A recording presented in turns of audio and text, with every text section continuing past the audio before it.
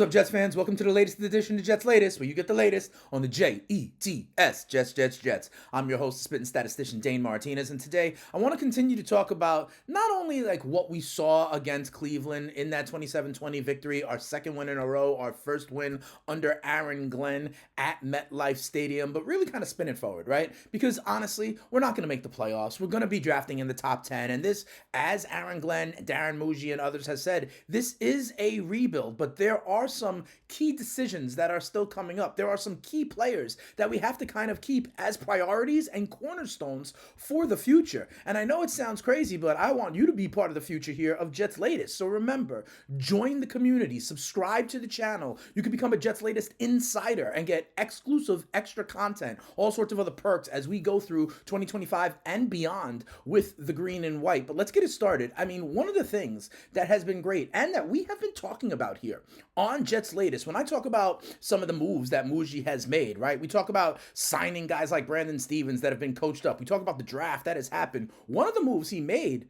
was to get rid of the kicker and the punter that were old and brought in new players in special teams, Austin McNamara and Kene Nwanu. And Austin McNamara has been absolutely phenomenal so far this year, and he is part of what I think is the best special teams in the NFL this year. Check it out. Austin McNamara is PFF's #1 rated punter. He averaged almost 50 yards a punt. They downed one at the 5 yesterday. He's got the best hang time in the NFL, 4.77 average hang time. And that's why if you look at his punts yesterday, 3 of them were fair caught. One of them downed at the 5. He is not allowing teams to return punts against them. And remember, Aaron Glenn wants to have kind of a defensive, running, and field position game. When we're punting it, we have a field position weapon in Austin McNamara. You saw it yesterday in the return game. We have field position weapons in Kene Nwanu and Isaiah Williams. Nwanu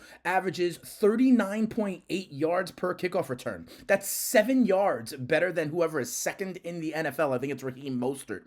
Our punt return, Isaiah Williams, is 5th in the NFL. They are now 2 of the only 11 players in the league so far that have return touchdowns this year. The Jets as a team, top 5 in terms of kickoff returns. But also, Nick Folk has been great as well. Nick Folk hasn't missed a kick all year. He made both of his field goals on Sunday against the Browns. He is now 19 of 19 on field goals. He hasn't missed an extra point all year. So how are they not the best special teams in the entire NFL? They have the #1 rated punter, a kicker who has been legitimately perfect on extra points and field goals, the #1 kickoff returner in the NFL, and a top 5 punt returner.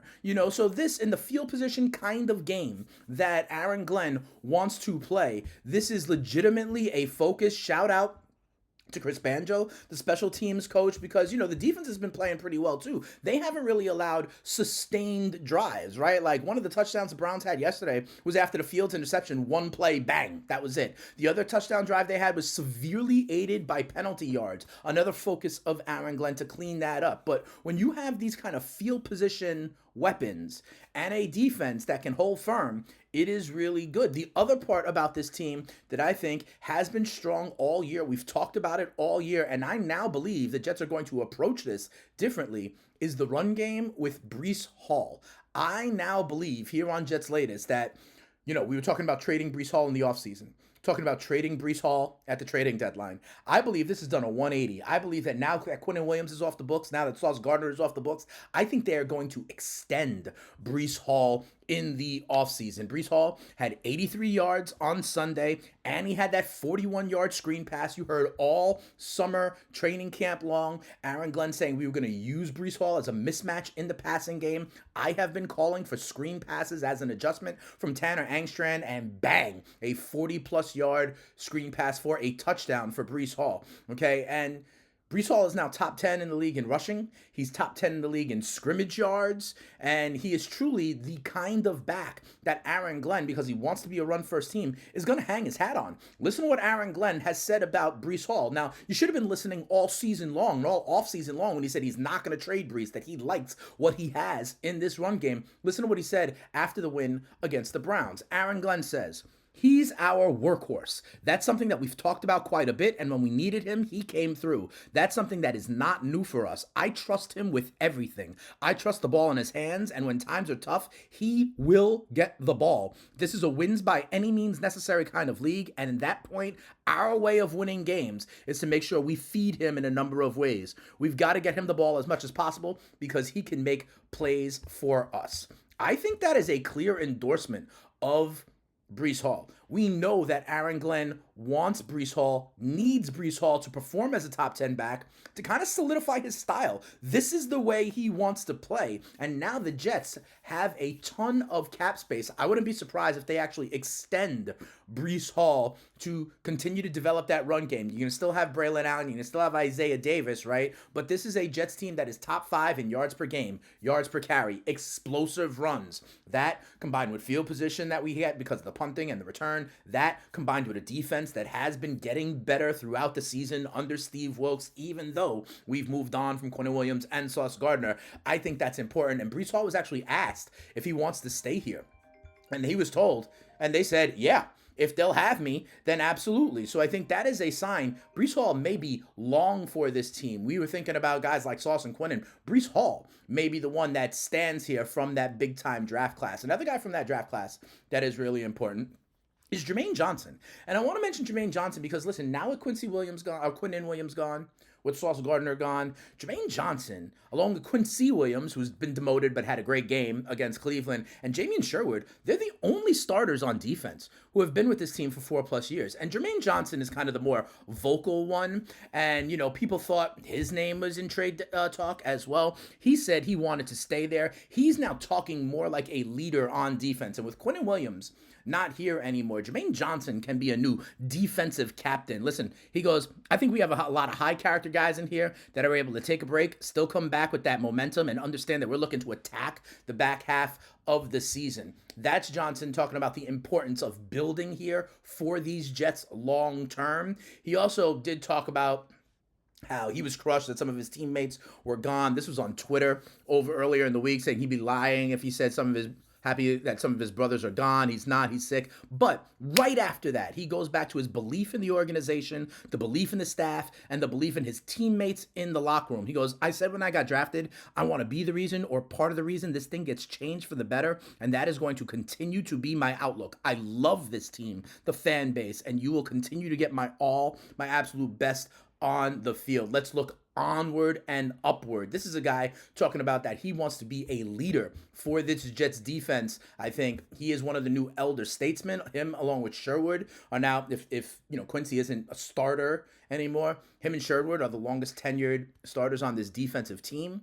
I think Jermaine Johnson is going to become one of the vocal leaders of this team, and I think that he is saying the right things. And remember, Will McDonald had 4 sacks on Sunday, so this could be still a good young edge rushing duo. Those are the things I wanted to talk about here on Jets Latest. The special teams being truly special. I think Breece is now going to get a bag, and Jermaine Johnson can be one of the new vocal leaders on defense, maybe even a captain. Let's see what some of you guys had to say. Jets Latest regulars out there. Old Dave 1000. Big shout out to Old Dave, always checking in daily with us. He says, I feel this Jets program coming together. Glenn has done a good job of getting the players to buy in. And that's why I talk about a guy like Jermaine Johnson who can really help in that buy-in, right? Kind of as a vocal leader on defense. I'm with you. I think it is starting to come together. Completely honestly, the Jets look pretty good outside of the quarterback play.